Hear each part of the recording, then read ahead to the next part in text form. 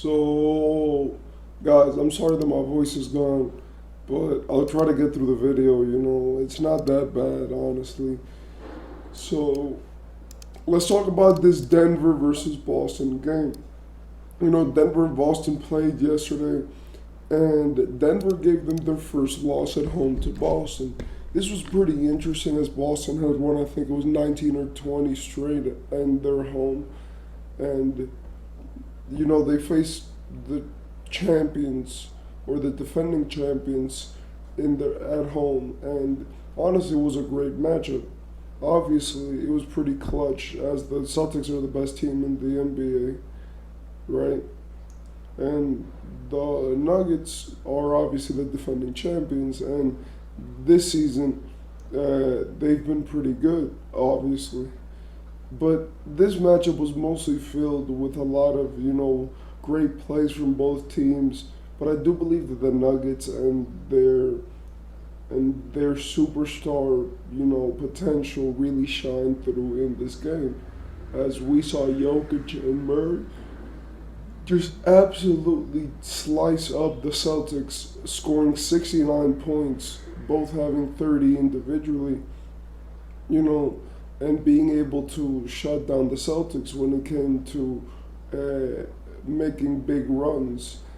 We saw Michael Porter Jr. make some great shots. And in the end, I feel like Kristaps this game was a big of an X factor as we saw how you would use him with bigger, stronger centers. He was holding his own really well against Jokic, and he was hitting wide open threes. He was making the right plays, and I do believe that Kristaps in this game showed that he's not just a tall, skinny dude who can score and shoot. That he can really play defense with the best of them, right? I believe that he showed that in the playoffs he's probably going to be able to guard the best centers. Maybe not Embiid, but because there's not really a lot of players who can guard Embiid.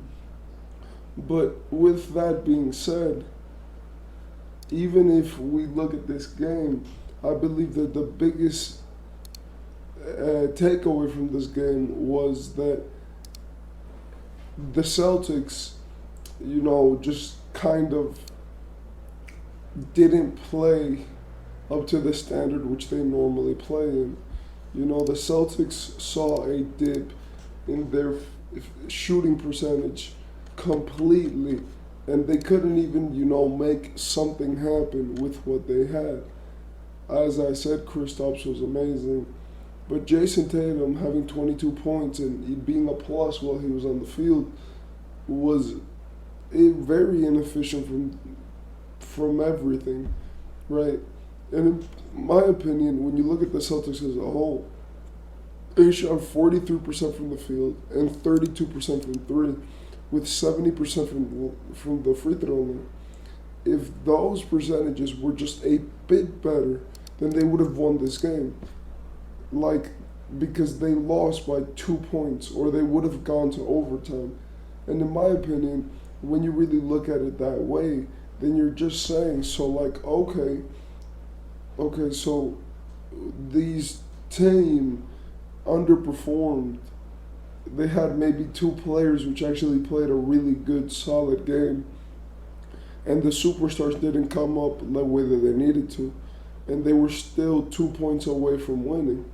So I believe that right there just shows you the potential of the Celtics this season, as if they play up to their standards, then they won't need anyone else, and they won't need any, type of help.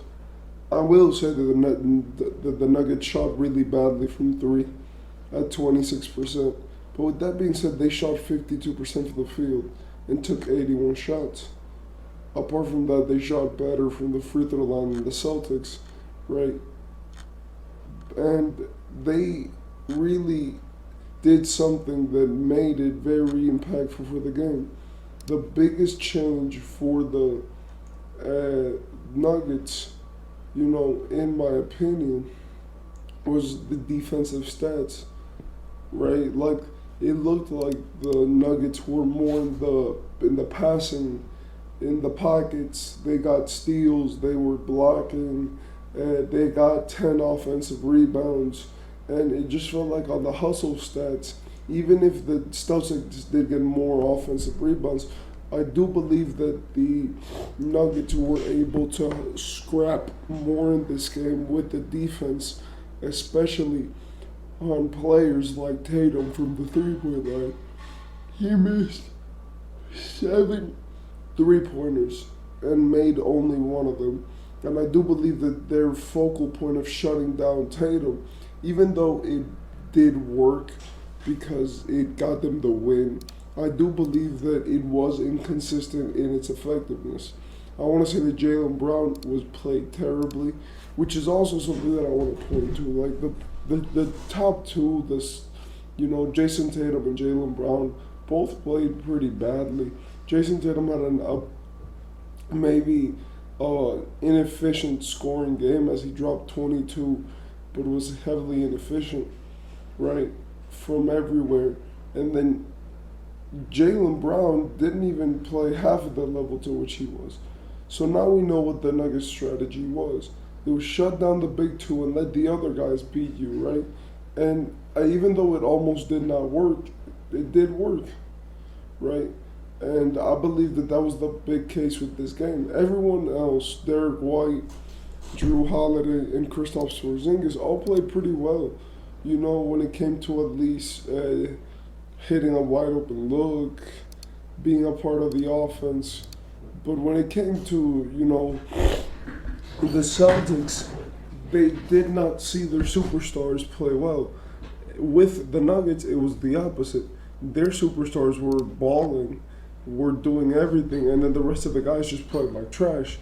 So, in my opinion, that's really what happens when you have coaching that is conducive to wins. I'm sorry, but Al Horford should have been guarding Jokic, and that's just the truth. It doesn't matter what Aaron Gordon can do because Aaron Gordon is too fast for Al Horford, and Kristaps Porzingis is fast and decisive. With that being said, I also did not like Drew Holiday being on, Jokic on some possessions, and when they would have Kristaps, right, posted up with Jokic, and then Tatum would be right there, but because of fear of the dish off to Aaron Gordon, they would not give him a double team. So this is where I feel like you need a guy like Al Horford that can just be a pillar there to make Jokic have to take a tougher shot in that paint. I do believe that the same way that they use Al Horford on Embiid, they should probably apply it on Jokic, as he's one of the few centers that can guard basically anything in the league. And I think that his underutilization this game was key. With that being said, he still came into the game and gave you exactly what you wanted, as he shot well from three and still was able to get 10 rebounds and 7 points, right, in limited touches and limited minutes. Obviously, he's there for a reason and he doesn't need to score. But I do believe that in this game, the biggest thing was just the star power of the Nuggets. The Nuggets played better. Their stars played faster, stronger, better, everything, because I just believe that they were ready to beat the Celtics, and their coach was ready to put sets out there that complemented the stars more than the role players. I believe it was the exact opposite for the Celtics, and that's what really made him lose. Because when you had these sets, which were kind of extreme, right, where the stars of the Nuggets would just be completely where they wanted to be, and then they would just go to work, it would make it very interesting and very good, right, for their offense. And in the end, they ended up winning. Also, I want to say Joe Mazzulla, Jesus Christ, man, they got to fire. The Celtics are the best team in the NBA, but Jesus Christ, bring Ime back or something, because even though he messed up and he did what he did, and I don't agree with what he did. I do believe that they should have never fired him, right? And they should have gave him one more year because with Ime's coaching, they probably could have made it to the finals. But what can I say? That's just how it is. And in the end, shout out to the Celtics for, having that winning streak in the first place. And then shout out to the Nuggets for ending it and playing so well.